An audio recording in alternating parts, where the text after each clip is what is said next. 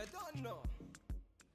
Hey YouTube fam, it's your girl Leah back again with another video. In today's video, as you can see from the title, it's just a chit chat get ready with me video. Now I won't really be mentioning the products that I'm using throughout this video, but if you want to know more about each product that I'm using, please feel free to look down below in the description box. I will link everything that I'm using. But today's video I wanted to be more conversational based, so I didn't want to say, oh, I'm using the Amrezy palette, I'm using this, that, and the third. I don't want to, you know, take the time, get me off track of what I'm actually talking about today. So I just wanted to talk freely and talk openly about today's topic. And today's topic, as you saw from the title, is racism in the hair industry. I know you guys are probably getting tired of me talking about this. I sound like a broken record, but I feel like this is maybe, possibly, I'm not gonna say for sure, probably the last video that I make on this topic for a while. I just wanted to put a little cherry on top and kind of explain the most recent, you know, up-to-date things that have been going on. Especially I did a conversation with Vkillz here on YouTube surrounding racism in the hair industry, and I wanted to talk about that video coming off of it. It was such a great conversation. If you had not seen that video, I will link it up above. But in that video, she had the vice president of Sensational on there. She had some communication from Outre and the Outre team. Rashawn was on there as well as myself and Vkillz talking. So it was 4 people, each in their own segments, just talking about racism in the hair industry. And it was a phenomenal conversation. And I felt like I needed to come and kind of have a debrief and an after talk about said conversation. So without further ado, let's just hop into my makeup. You guys, my skin has been not being the best recently. I don't know whether it's stress or what, but typically, you know, I have breakouts during my special time of the month, but I have had these for like 3 weeks now, and it's in one distinct area.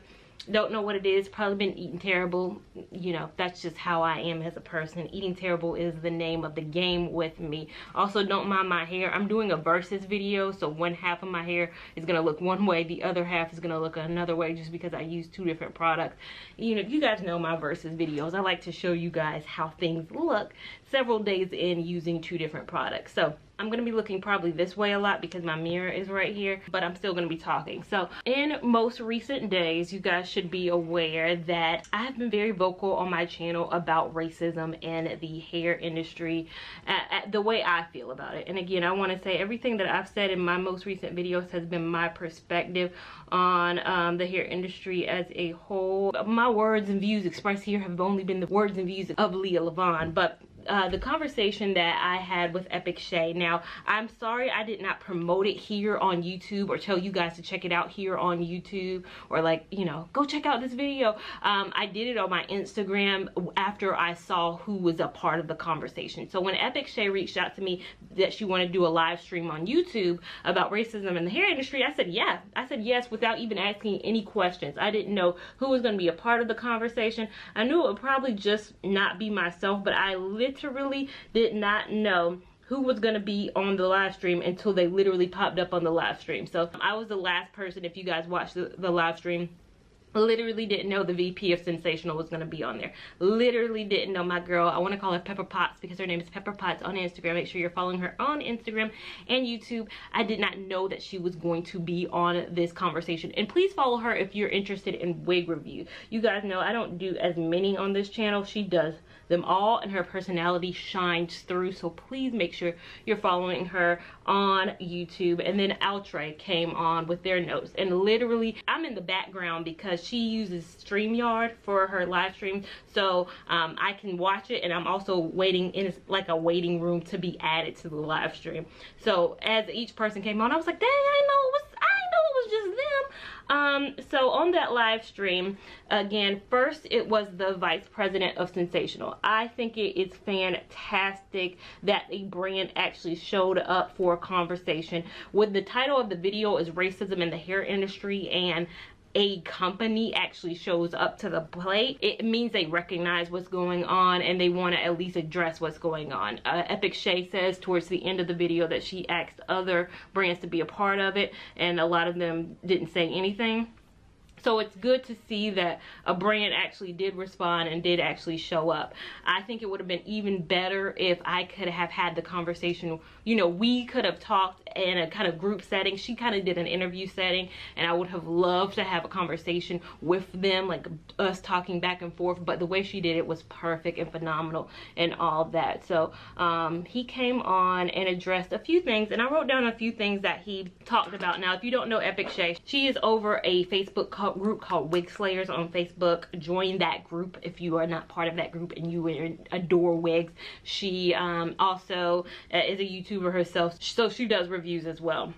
She live streamed this conversation. It was on YouTube and it was in the Facebook group as well. And this is the second conversation she's actually had about racism in the hair industry. She actually had it again, maybe I'd say even a month ago as you're watching it for sure, but it might be a month from now. But she did it with store owners as well, were a part of that conversation. So making sure to highlight, you know, maybe some racism that they've seen at being store owners of beauty supply stores. So this conversation was more so dealing with brands, hair themselves, content creators side of things and all that. So the vice president of Sensational, if you watch that video, his name was Lewis.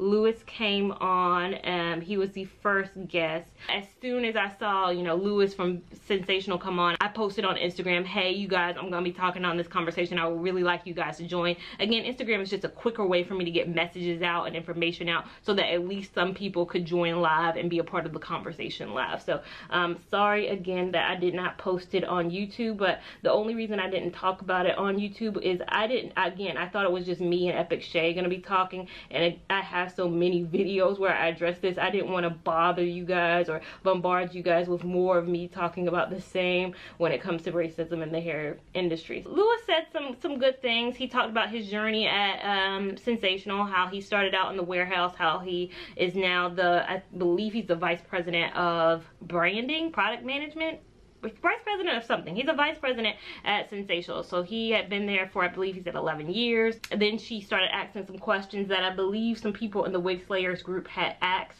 So one of the questions was, how many executives or black executives do you have at Sensational? And he was very transparent in the fact that they don't have any. And he was very transparent in the fact that a lot of these companies were started by, you know, Korean individuals who, when they first started them, didn't speak really good English. And you know, over the years, of course, that's changed, but it still stayed pretty much, you know, Korean in the makeup of a lot of the top execs. And he also said, you know, he's more so about hiring for you know, qualifications versus, you know, skin tone, which of course, nobody's telling anybody to hire on the basis of skin tone. And I think when I sat back and listened to it, when he said no executives, I was at first, you know, jarred, like I've been jarred in my videos where I've talked about, you know, the lack of executives. But then as he proceeded to talk about how they were originally Korean owned, Korean bought and all that, then I started thinking about it in terms of, do I need these companies to have diversity in the executive level if it's family run? And what I mean is, say I start a business and say, you know, it's my mom, my dad, me, my sisters, everybody. I'm the president, my sister vice president, all that starts. And then I start passing it down to my family, and it's kind of a family run operation. Should I put executives on the team who are not part of the family when it's something I created? Possibly not. Maybe you gotta stay within the family, and I get that wholeheartedly. You know, if it's Korean based, and I don't know the structure of it, I don't know who the CEO of Sensational is, but say, you know, it's Paul, and Paul's wife is the, you know, vice president, and Paul's son is vice president of something, and then Paul's sister-in-law is something else. They shouldn't have to, you know, break up a family run business, especially if they're not publicly operated, they're a privately held business. They shouldn't have to add anybody they don't need to add. I totally get that. And so when he was saying that, I was like, okay, I see it. So that's why I wanted to make kind of today's video, because I'm like, well, why am I sitting here begging at a seat at the table when we just need to create our own table? I've after hearing him speak, it was more so invigorating that we don't need a seat at their table. We need to come up with our table. They, of course, have been leaders for so many years. Sensational is a household name. Outre is a household name. These brands, you know, Free Trust, Shake and Go, Main Concept are household names. If you are somebody who purchases synthetic wigs, synthetic crochet hair and all that, it's a name that you recognize very clearly if you've bought any of these products. So I 100% appreciate him being transparent about, you know, the lack of black executives. I appreciate him being transparent about the leadership, the ownership of the company.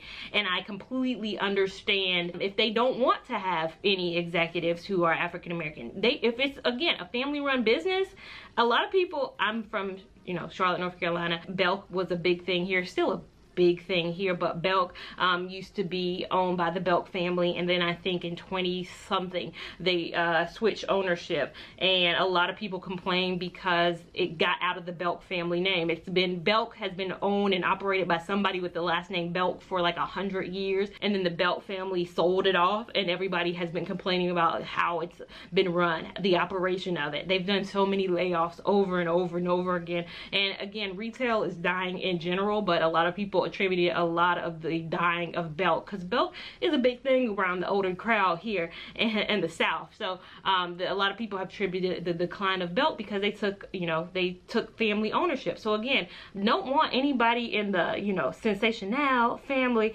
to disappear. They should keep running it if they have been running it successfully for years.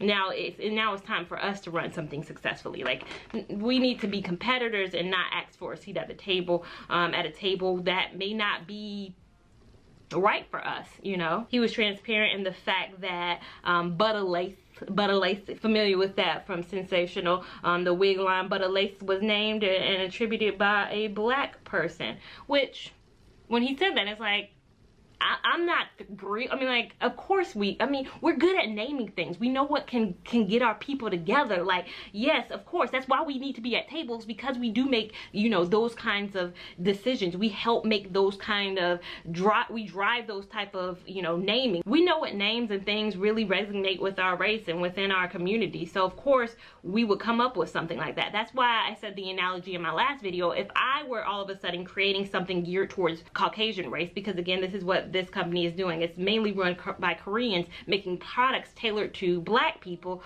Of course, if I'm somebody who's African American who makes products geared towards white people, I would have some white people on my team, because there are still some things in the community that I don't know. I'm not very much so familiar with. So again, I would have a few people who are white on my team if I was somebody who made a product, which there would be no way I would probably make a product geared solely to white people, me being black. But again, these companies are Korean or Asian owned and gearing products towards black people. So that's why my last video, I was very much so, I think we need a seat at the table. If you make products geared towards us, nobody's asking any company to do a diversity hire, to hire people who are black just because we are black. But again, if you make products that are geared towards us, you know, like 100%. I'm not even gonna pretend. Somebody pointed out in my last video, even when they have blonde wigs, they put the blonde wigs on black people. So it's not even like they are gearing towards any other race but us. So Sensationals, the Outres and all that are gearing products 100% to us.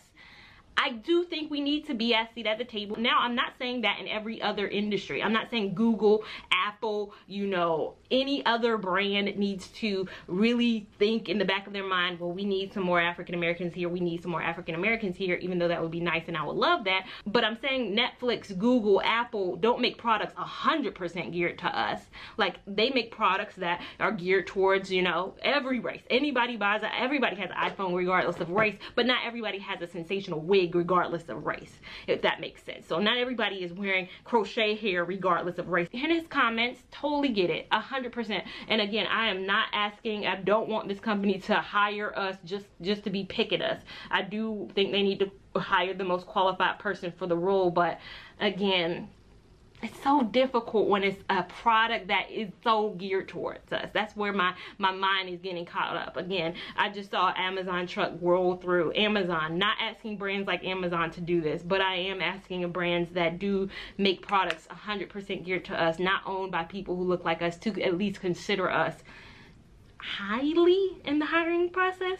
Another point he made and he drove home was the stance of content creators. So he said, and I quote, I wrote down exactly what he said in the video.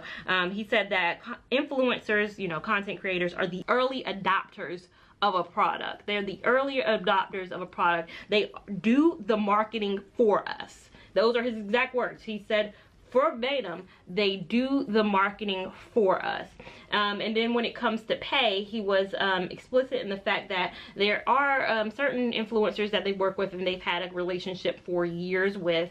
And then there also are, you know, people where he's a little bit more skeptical to give his money out to individuals if they can't, you know, guarantee him 100,000 views. And again, nobody can guarantee a certain amount of views. Anytime I put up a video, it's a gamble on how many views that video is going to get. And you know, I never know if it's going to be a winner or it's going to get 1,000. At least I can guarantee 1,000. I can't always guarantee that a video is going to get more than 1,000. With this video, let's say 2,000. I'll put 2,000 on this video, whereas another video that I put up that could be a little bit more salacious could get 30,000 views. So I definitely get it. You know, you don't want to give, you know, thousands of dollars to somebody if their video is only going to get 200 views, but do your research into the content creators that you partner with, and you'll be able to see what kind of views they generate, what kind of numbers they're bringing in. No, don't work with just a rando, but it's YouTube. You can easily see their numbers. You can easily see what they're doing.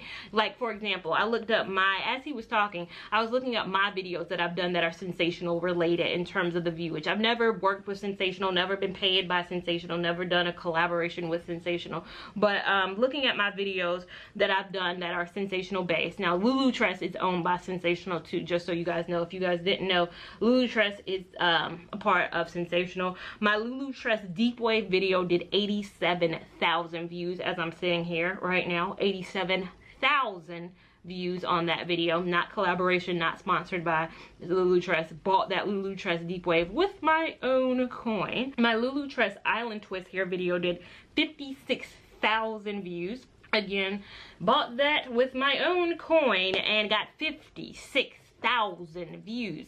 Now let's do the math again. We keep constantly doing the math. Let's just pretend like 1,000 people bought it based off my review. 56,000 eyes were on it, but let's pretend like 1,000 bought it. Now the thing about crochet hair, you don't buy one pack, because one pack is $5.99 a pack.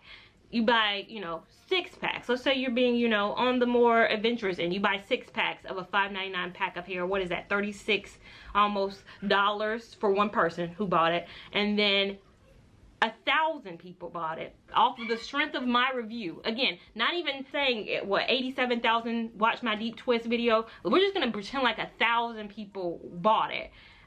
That's 36,000 if I'm doing my math right. Just if 1,000 people, if we're gonna pretend. And again, those videos have tons of people saying, I bought this because of your review. I didn't know anything about Lulu Tress until your review. My audience sees value in my content. They see value in the way I presented my crochet hair content. You know, not saying I helped any Lulu Tress sales, but I'm gonna say it. I helped some Lulu Tress sales. So again, I not got a dime from Lulu Tress or Sensational on this, but I've made several videos. Call me dumb, call me stupid, call me silly. That girl is gone. The girl who used to do that is gone. I'm sorry to people who watch me for that. I can't in good faith keep doing this anymore. I can't. Sorry, I can't. That's why my focus is on Black supported brands or brands who are Black owned at this point. I cannot make videos or content anymore and big up companies who it's a slap in our face. Like, we can't sponsor everybody, but my numbers have shown enough sponsorship. And Sensational has reached out to me, I think more recently. I think it's been in June or July. I'll put the screenshot up if I can, or if I still have it, where they asked, I guess they have a magazine or some kind of publication that they put out with hair, showcasing some of their hair, and then they reached out to me to ask if they could use my image in that print ad. I don't know if I can show the print ad. I might can show like at least me, because I mean it's a picture of me. So they reached out to me and said, hey, we're making some print advertisement, can we use this picture of me? And I was wearing a Lulu Tress. I don't know which one I was wearing. I'll insert right now. I can't even think of what picture it is without looking back at it, but it's me wearing a Lulu Tress hair. and they're asking can they use my photo in their print advertisement. Again, they've never paid me. I did that Lulu Tress on my own with this camera that I've paid, what, over $600 for this camera, with this time that I spend my own time doing this, with this makeup that I spent my own money on, that I did my makeup for a video where, again, Sensational paid me nothing. You want to use my image in a publication. I declined, but I appreciate them reaching out and at least asking, because a lot of people use my image without even asking, and they just tag me in it and say, oops, I mean, you can tell us if you want to take it down or not. So I appreciate Sensational at least reaching out to me to ask if I wanted my image to be used. I said no, because you're getting a free model. Like, you didn't pay anybody to be in your publication. That's like, think about magazines, models in magazines, in a Chanel ad, in a Gucci ad, in any kind of high-end Vogue magazine. You think the models just showed up for nothing? Their names aren't even in those magazines. Think about any print ad you had. Who knows these models? But you know what? They got paid.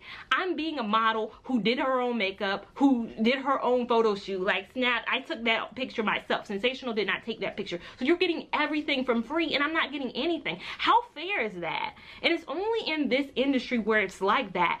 You know, in the natural hair industry, in the, you know, natural hair gurus, they get brand trips, they go places, they get everything. In the makeup industry, Anastasia, you know, Fenty, everybody will send them on trips, will pay them for collaborations. Savage X, Fenty, I've seen so many people advertise for them. In other dominions and other areas, it's like they get recognized, they get paid, and the brands understand their value. I think only in this industry is that thought where they'll do it for free hair, because they've done it for years. Even Lewis said in the early days of YouTube and in the early days of content creation, they didn't pay. They just sent free hair because people would do it for free hair. And I think maybe, you know, a switch got flipped and people finally woke up, because I don't know what it is about our community, but we get crapped on so often. And even when we ask for a little bit, we get titled like a sassy, entitled black woman because we're asking for things. I saw an article about how much Kylie or Kendall Jenner gets paid for her advertisements and stuff like that. I think it's what, for just an IG post, she could get paid about $300,000 for just an IG post. But then when we ask for even a morsel of anything, and you guys know I'm not even going to bring up the brand, and I've made so many videos about it, but you guys know I asked for what, $300, and then I get defeated and slapped in the face when I've brought so much more revenue than $300 to the brand. And I know at this point I've been blackballed, so I don't expect to work with any brands like post now, but prior to now, I would have at least still expected some kind of working with brands and having that relationship with brands. And I shouldn't have to fight and explain and do mathematics and do formulas to show what value I bring.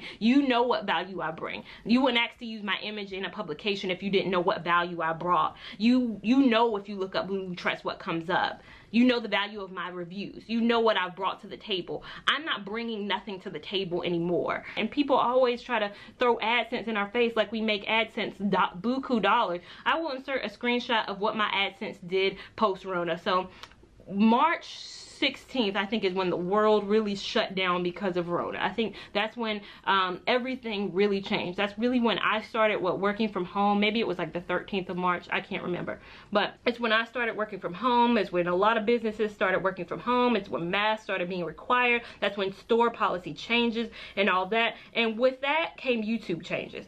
YouTube changed drastically at that point too. And I didn't really talk about it, but my revenue shot down. It went so far down. I had just tweeted like the end of February that February was my best month ever, and I only released 3 videos. And everybody, all my friends were like, that means you need to take breaks, girl, because I only released 3 videos in February, probably the least amount that I've ever released in any month that I've done YouTube, and I made the most money that I ever made on YouTube. Even in December, like even in November, December, I've never made that much money. And November, December are the best months for money making on YouTube. So AdSense shot down to the barrel, and you can literally physically see where it shot down on the exact date it shot down on the map. The month of February, I didn't make $20,000. I didn't make $10,000 the month of February. I'm not making thousands of dollars, but just to put in perspective, AdSense has not recouped since the debacle or what's going on with Rona, just because I totally get why ads are down. It's because advertisement is down, so YouTube can't pay premium prices for, like, movie trailers will be playing before my videos. Like summer blockbusters, summer is a huge time for ads because they be playing summer blockbusters. Like Black Widow, I think, was supposed to come out. Like so many, like, big, I guess, money making movies that Marvel and Disney would of course pay tons of money for YouTube to play their trailers and all that. They ain't got that money no more, so we getting crazy ads. There's been a lot of political ads before my videos. There've been a lot of stupid, silly ads before my videos. I think that's the one thing people say, well, you make money back by AdSense. That's not the case with me. Or a lot of wig reviewers who don't make money, you know, through their videos or don't work sponsorships. A lot of people say, well, you have wig sales. I don't have wig sales. One, I tried crochet hair, which isn't sellable. I'm not reselling my crochet hair. And two, even if I did do wig sales on the wigs that I reviewed, I actually wear my wigs. Like, I don't do enough wig reviews. Like, wig reviewers who do like 50 a month, yeah, sell them wigs, because how you even gonna wear them? But me, I don't wear 50 wigs a month, so I can't do no wig sale. And plus, I feel weird if somebody else wears the wig I had on. For me, it's weird because, like, I customized it to me. Like, I always put like concealer in the parting space and all that. And then what if they're not my same, like, scalp? If they're lighter, then they're screwed. If they're darker, you can kind of darken it up a little bit. But if your scalp is lighter than my scalp, then, like, I don't know. I cut the lace in a way. What if you don't like the way I cut my lace? I don't know. But people have been successful with wig sales, so not knocking that. Especially if you sell a human hair wig, you can make some good money. So a lot of way people recoup their money is they do wig sales, and you know, they can at least make their money back, especially if they spent their own coin buying something. But I spend my own coin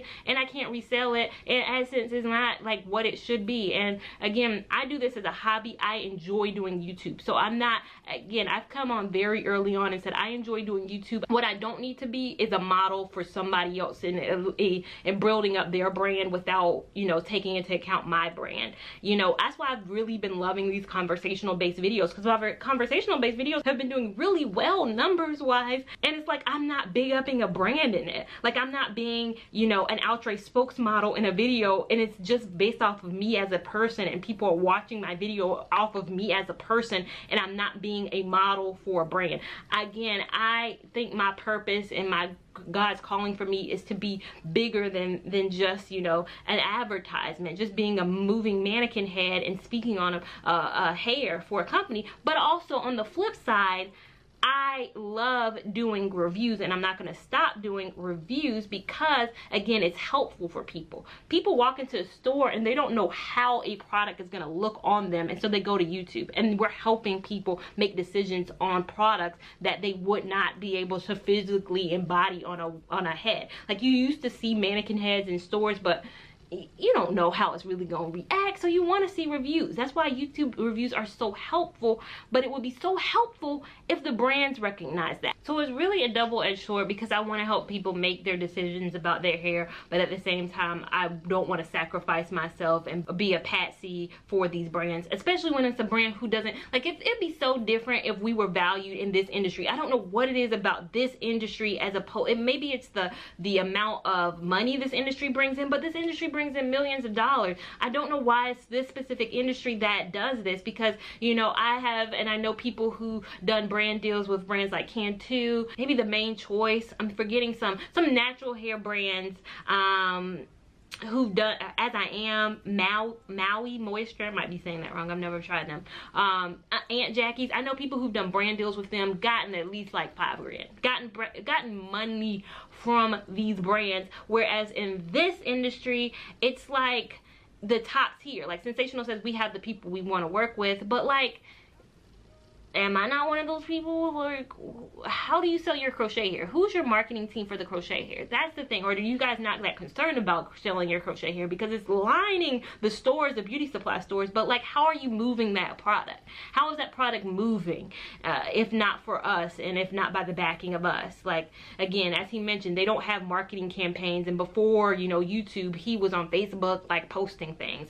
To me, it's like, come on now. Like, and it's not like I'm a newbie who's asking for this right off the bat. You guys know I really blood, sweat, and tears this thing for the last 4 years. I've been creating content, 2 videos a week for 4 years, like 3 videos those first 2 years, and then life was just like, girl, what are you doing? What are you doing? So it's at least 2 videos a week. It's been like 1 video a week more recently because I just been in a state of like confusion, a state of like, I don't know, my mood has really been affected by everything that's been going on with COVID, especially with my changing and my shifting of my mindset when it comes to stuff like this. And a lot of people, not a lot of people, I always say a lot of people, I need to quantify what a lot of people is. It's probably been like 2 people.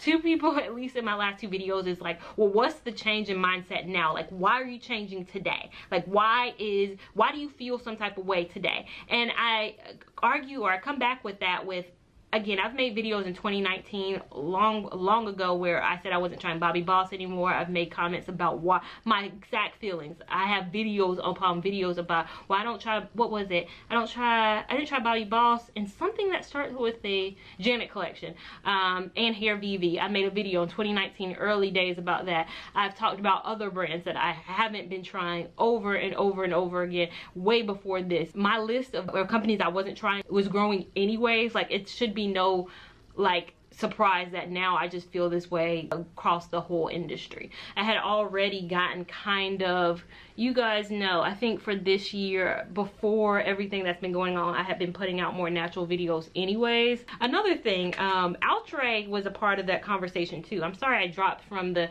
conversation with Epic Shay, because it was a really good conversation, but Outre was a part of that conversation too. And tell me why the brand themselves calls that Outre. Have we been saying Outre wrong this whole time? Like, I mean, I'm gonna still say Outre, but Outre got on there and it was like the executive and another person. It was kind of a Q&A back and forth. Outre, they were like, Outre, at Outre, here at Outre, they never not said it Outre. So I'm sitting here like, have we been saying, I mentioned that during my portion of it. It was like, have I been saying Outre wrong this whole time? I mean, how do we learn how to say these words if not from like just YouTube and hearing other people saying it? Like, we don't know how to say words unless it's spoken out loud. Like, imagine me, like when I was a kid, I read Harry Potter books. Child, I didn't know how to say Hermione's name until the freaking movies, because it's like, I need, like, things are pronounced differently. Even when people see my name, Talia, literally, you don't know how often I get called Talia. I get called Talia more than I do Talia. And it's like, I mean, I don't fault people, because how do they know how to say a written word unless somebody else says it out loud for them? Because I don't get mad at people who mispronounce my name. I honestly don't. It's like, I mispronounce every single word, so I can't be mad at other people. But Outre said they came on as well, and I just say that to say Rastafri, I wanted to try their hair too. I made mention of wanting to try their hair because I do feel like they are a black supported brand, meaning I believe they support it. I thought they were black owned before everything that's been going on, simply because I've always seen them out in like the community. I've seen them donating to like black organizations even before everything, since it was like popular to donate to Black Lives Matter. They like would sponsor events, they would be out and about like in cities, but I know they're very much so a West Coast brand. They're heavy in the West Coast. They're not as prevalent here on the East Coast. I want to change that. I want them to be prevalent here. I know we can do it, because last time I was in Tyson, which was a long time ago, well, the Tyson on the other side of town, which is a long time ago, and they did not carry main concept. They did not carry my main concept at all my early days of making content, and now all of a sudden they had a whole row of main concept. Again, don't attribute any of this to me. I do not go into stores and attribute, oh, they have main concept now. I guess Leah Lamon's video, I guess those 100,000 views from my video really popped off. But if they now carry it, it's because people went in the store and said they wanted it. That's how, you know, beauty supply stores get things in stock, as the customers say they want it. So then, you know, they wholesale it out. So that's what I want to do with Rastafri, a brand who, again,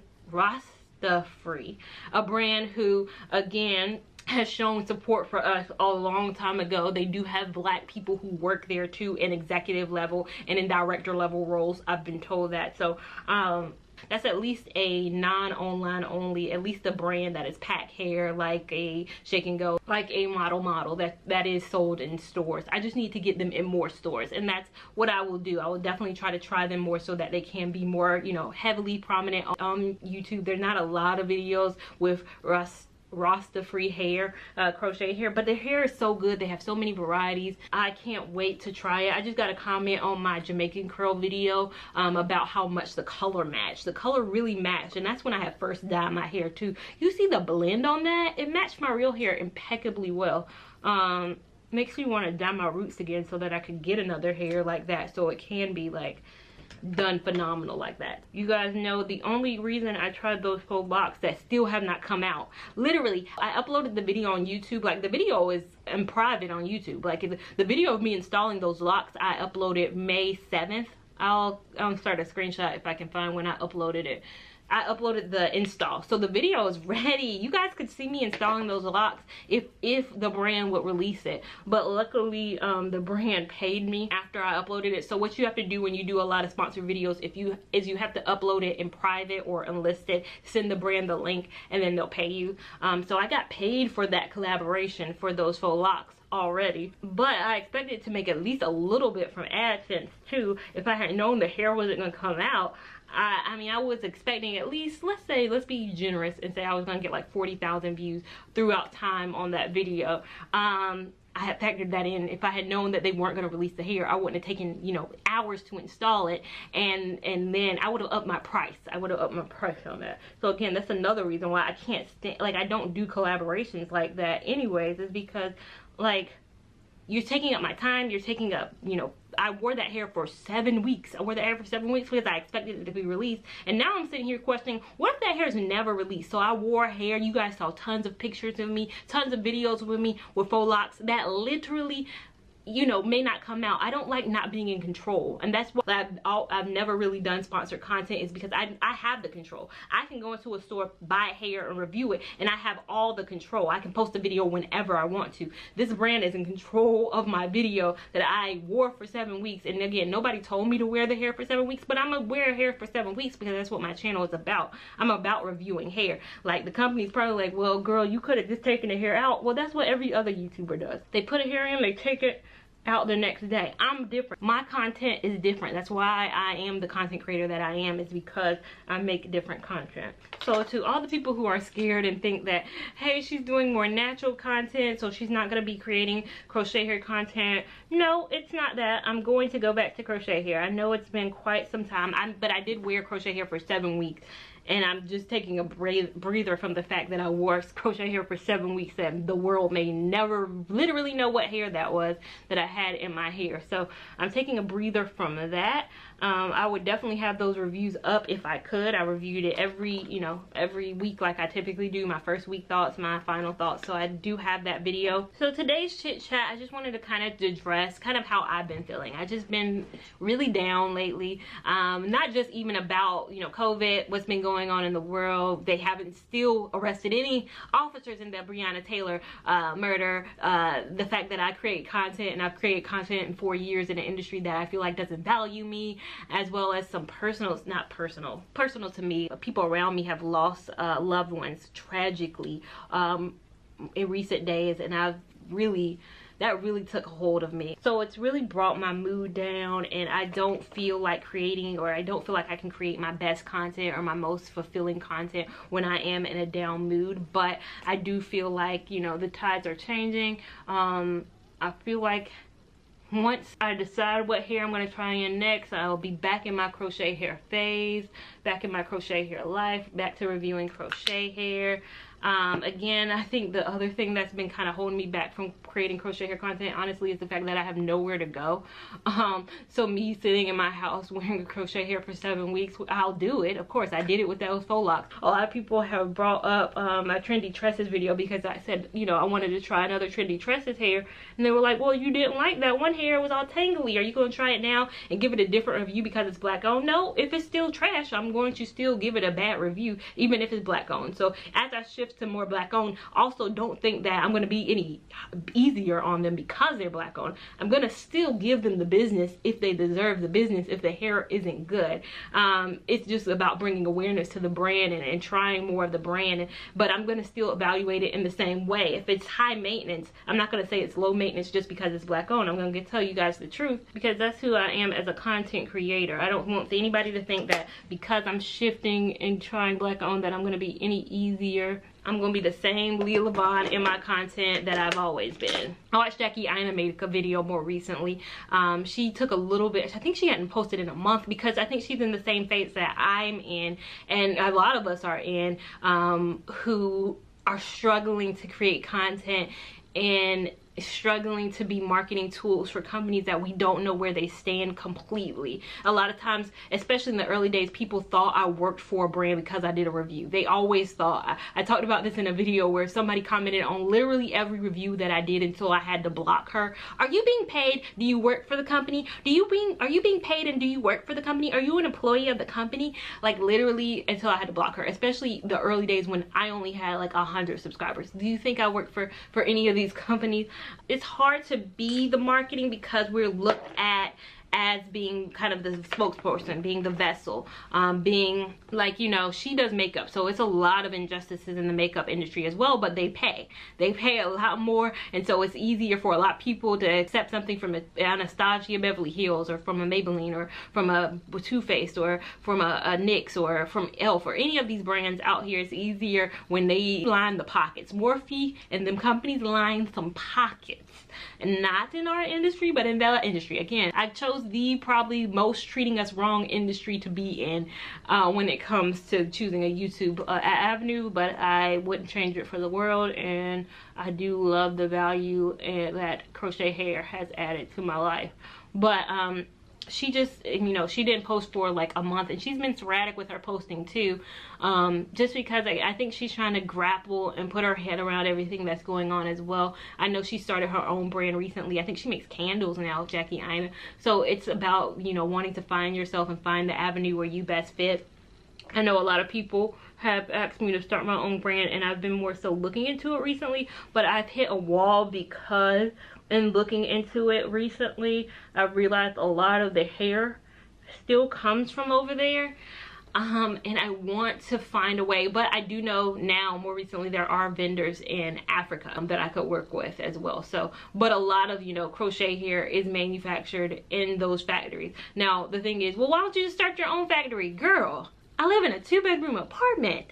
I still pay my student loans. Like, I don't have the factory is millions of dollars we're talking here. We're not talking, you know, we're talking money to start a factory in the US, to pay US employees making more than the $1 or $2 a day they may be working overseas. They're going to be wanting to pay, you know, like $17 insurance benefits and all that. Like, there's a, like, I think a lot of people forget the cost that goes into a lot of this. I appreciate everybody thinking I have it in me to just do it. So I definitely want to start my own, but I do want to start my own and have a vendor who is not overseas, because then it's kind of like, well, I'm defeating the purpose. I'm just repackaging something that is created overseas that I have no control over. One of my friends was like, you think about it, think about COVID, has it not put things in perspective, in the sense that if, you know, I don't have access, when there was that time when nobody had access to China and they weren't shipping stuff, wouldn't that put my business in shambles, or in, you know, I wouldn't be able to sell as much. I would have to shut my business down because I'm dependent on a different place.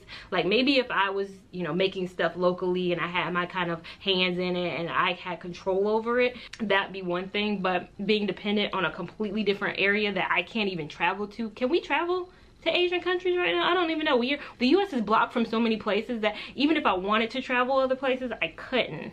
So it's still something I want to do, but it's definitely something I have to be smart about doing. Because people are like, well, my friend has a human hair weft bundles company. You can start your own company. It's very easy to start your own kind of bundles company. But again, for me being as vocal as I am, you know, people who have bundles companies, they still, you know, get the bundles. They didn't chop the bundles out of their head. You know, they're still provided from overseas retailers and all that. So again, strategically thinking about my business, how do I want it to be?